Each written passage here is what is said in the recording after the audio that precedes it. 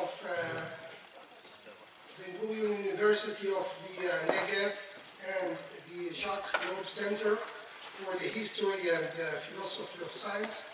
I would like to welcome you all to this international workshop entitled Are There Scientific Revolutionaries? Scientific, Historical and Philosophical Perspective on the Problematic Concept of Revolution in the Sciences, dedicated to the memory of Eric Davidson. So I would like to invite Professor Jelinek, Vice President and Dean of Research and Development, to say some opening remarks and greetings.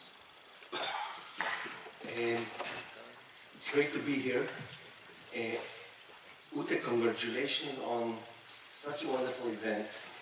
You know, these types of event really gives a different perspective about what we actually do here as scientists, because this philosophical context, historical context, is something that I think is very important for our scientific endeavor in general. And every year you produce this wonderful, stimulating event, which is great. The only thing I really regret is not being able to be here for all the lectures, all the interesting lectures. Welcome guests, welcome our faculty, students here, I hope, will be here later or here currently, and I'm sure we all will enjoy this event. Thank you. Thank you, Ross. Now I would like to invite Professor Gabriel Lemcoff, the Dean of the Faculty of Natural Sciences, to say some opening remarks and greetings.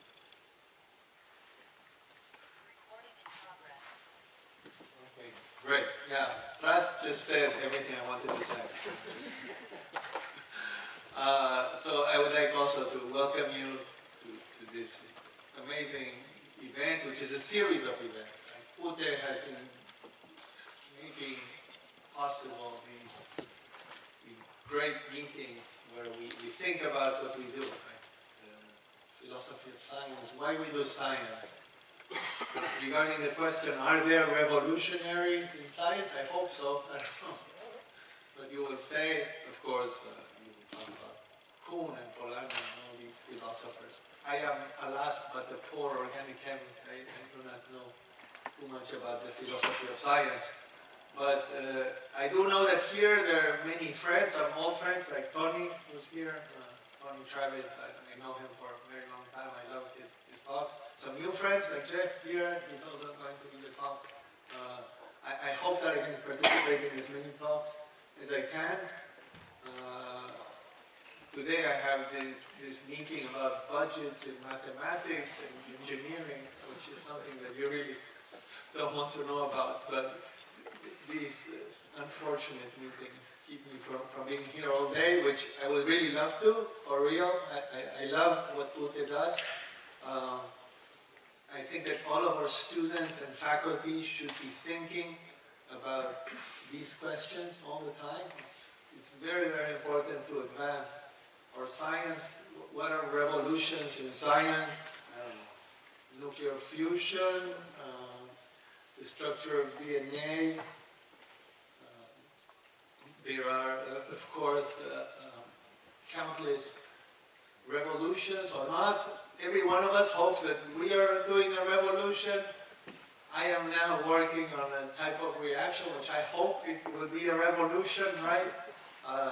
Nobel Prizes are given for discoveries that are thought to be revolutions, and then sometimes, I don't know, quasi-crystals. I mean, I don't want to offend anybody, but these pseudo quasi-crystals get Nobel Prizes, and in any case, I am sure that all of you will enjoy.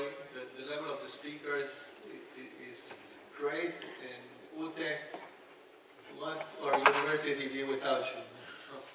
So you're wonderful, and thank you so much for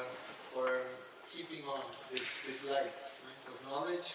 And I wish you a very successful 2 days. I will hop in whenever I can. I have a free time in my schedule, I will come. So I will continue to see you during the day and enjoy. Thank you, Gabi. I hope that the reaction you are trying to solve now or to promote will turn into a Nobel Prize. I want a revolution. Yeah, revolution and then a Nobel Prize. Okay, so now I would like to invite the one and the only one, Professor Deichmann, the director of the Jacques Loeb Center for the History and Philosophy of Science, who is organizing workshops and interesting, fascinating symposiums, to say some opening remarks and greetings.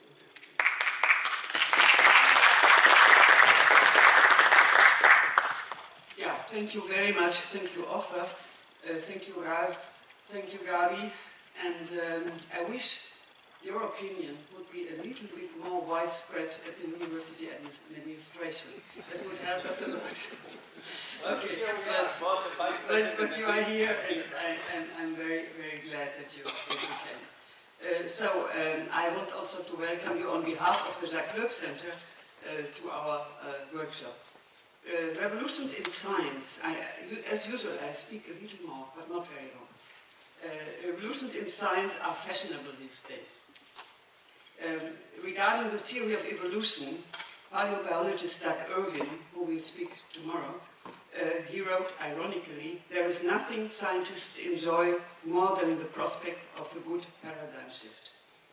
And philosopher Stephen Toulmin believed that everybody is keen to be the Newton of social theory, and that Thomas Kuhn, took up philosophy in order to make important discoveries.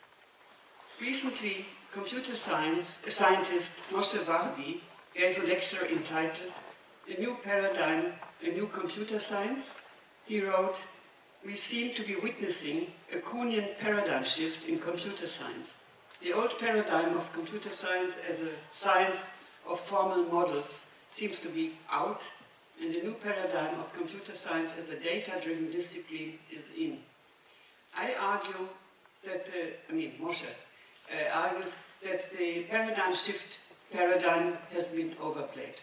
In reality, scientific paradigms glide rather than shift. Good old computer science, formal computer science, is as important as ever. However, he sees a paradigm shift in the center of gravity in computing research from academia to industry, and that we certainly can witness at this university also. This lecture of Vardi shows that Kuhn's book, The Structure of Scientific Revolutions of 1962, is now also widely discussed in the sciences. People use the term paradigm shift instead of revolution, except for Gabi. Like Vardi, many scientists and philosophers do not support Kuhn's idea of disruptive revolutions, as we will hear in several lectures today and tomorrow. The discovery of the DNA double helix structure by Watson, who died on the 6th of November this year, and Crick show that the topic of revolution in science is anything but simple.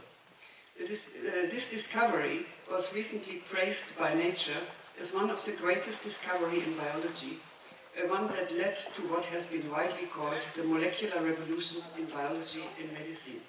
I agree with that, but does this render Watson and Crick revolutionaries? They did not reject any prevailing views or theories in biology, and yet they dramatically changed this science based on facts that were already available and methods that were already available, by generating a new mechanistic molecular explanation for basic questions in genetics and what Crick termed ironically the secret of life. Their discovery thus opened up new basic and applied fields of what became known as molecular biology and medicine. We will hear later about revolutions and non-revolutionary changes in molecular biology, and Ron will afterwards talk about the distinction between revolution and revolutionary. The term scientific revolutionary can mean different things, as theoretical physicist Freeman Dyson showed.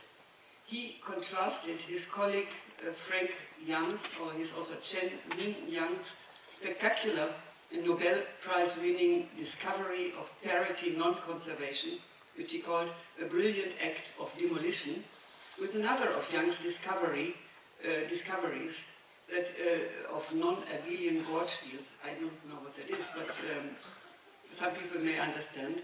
That emerged over a long period of time as a greater and more important event that was laying the foundations for new intellectual structures that have taken 30 years to build. He called Young a conservative revolutionary, and this is a concept which will be pursued in some of the lectures also today or tomorrow. Many, if not most revolutionaries, are in fact conservative revolutionaries, that is, scientists who achieved a conceptual or methodological breakthrough within the framework of their discipline and its epistemology. The lectures at this workshop will illustrate these different meanings of revolution for different disciplines. The changes can be brought about by revolutionaries or not, by conservative revolutionaries, or by reluctant revolutionaries such as Max Planck, as Dieter Hoffmann will show. Revolutions can be driven by new age instrumentation, what Tony will talk about, and Ramon also. They can affect small fields or big ones, like Sebastian will talk about it.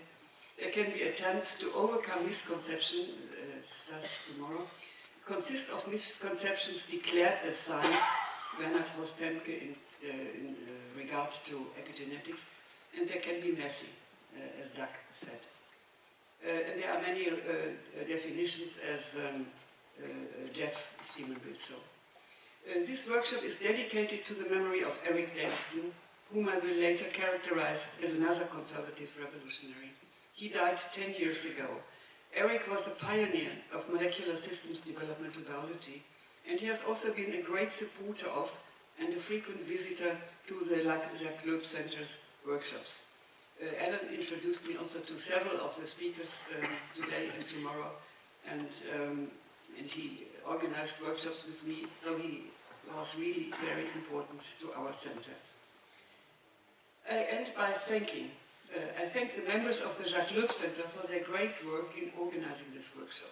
Sophie Kohler, who a research fellow and administrator, but right now she was only the administrator, she did not have time for research, because she was working day and night on organizing this workshop. And it was really especially difficult this year because of the destruction of part of the hospital and its labs. The university was forced to convert many of the halls to lecture halls, and we had big problems finding halls, and that's why we also have to change the hall. Tomorrow we meet in a different place. But Sophie succeeded. Desiree Malou is taking care of the coffee and meals and the refunding also. And our research assistant Daniel Sommer, who is now on behalf of the university in Geneva, but he will be here tomorrow, he took care of part of the technical requirements, and in particular Valeria, another assistant, helped us with devising the poster, arranging Zoom, the meals, and many other things. So I thank Daniel Lachish over there for video recording the workshop, in case Zoom doesn't work, and also from a different perspective, and organizing the music event tonight. I thank you all for coming to Beersheba, especially those of you who came from Jerusalem and Haifa. And unfortunately, visitors from abroad have become rare. All the more, I am grateful to those of you who came from Berlin, New York City, Richmond, and St. Louis. Thank you.